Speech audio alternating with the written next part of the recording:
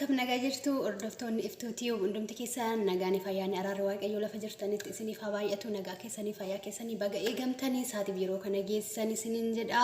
obboloonni koo gara chaanaal kiyyaa dhuftanii subscribe like share gochaa jirtan hunduma keessanii baay'ee galatoomaa isiniin jaalladhan isiniin jedha guyyaa har'aa jechuudha anis gara chaanaal kiyyaatti kan dhufe haaraadha jechuudha sanaaf immoo har'a waa isiniif qabadee dhufe jechuudha waan isin hojjechuu qabdanii innis maalidha isiniin affeeruu barbaade jechuudha har'a egaa maaliif chaanaaliin kunis haaraadha isin sanaaf haaraa anis illee isiniif haaraa waan ta'eef waa isin affeeruun barbaade jechuudha gaafa keessummaan tokko mana keenya dhufu affeerraa goonaaf miti akkuma aadaa keenyaatti kanaaf iyyuu waan isin affeera jechuudha innis maalidha yeroo tokko ela kana qabadheetiin jira jechuudha maal hojjechaan jira yeroo tokko jechuudha namni shamarran biyya ambaa jirru keessumatti iyyuu yeroo nyaanni yookiin immoo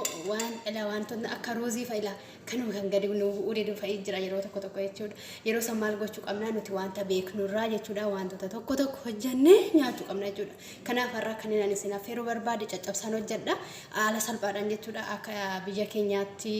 caccabsaa hojjechuuf dhadhaa barbaachisaa wantoota garaagaraa barbaachisaa nan beeka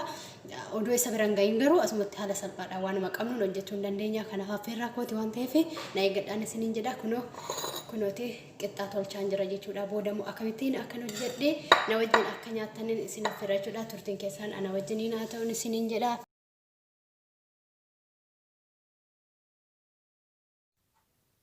Tole egaa kana fakkaata viidiyoon kiyya har'aa jechuudha kun akkuma suuraa irratti argitanidha innis maalni an kan ittiin hojjedhe zayitii shanoon qaba jechuudha zayitii shanoo xiqqoo mankiyaa tokko barbaree itti godheetiin akkasuma gaazii irratti xiqqoo jechuudha isin yoo qabaattan zayituuniinis rakkoon qabu jechuudha isaanis hojjechuu dandeessu xiqqoo ishii abidda irratti ho'istanii zayituunii fi barbaree keessa waliin maktanii erga ho'istaniin booddee gara qixxaa keessanii waliin makuu dandeessu mankaadhaan yookiis immoo harka keessan fayyadamtanii jechuudha saneen booda nyaachuu dandeessuun isiniin jedha baay'ee mi'aa egaa akkasumas immoo kan itittuu yookiis immoo yoogurtii kanneen ani irra godhee fi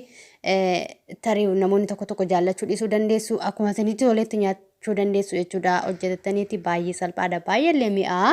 kanaaf iyyuu immoo koomentii naaf balleessuu hin dagatinaan isiniin jedha like subscribe share godha yoo isin jajjabeessitanii immoo viidiyoo biraadhaan walitti deebinaa turtii gaarii naaf qabaadhaa baay'ee.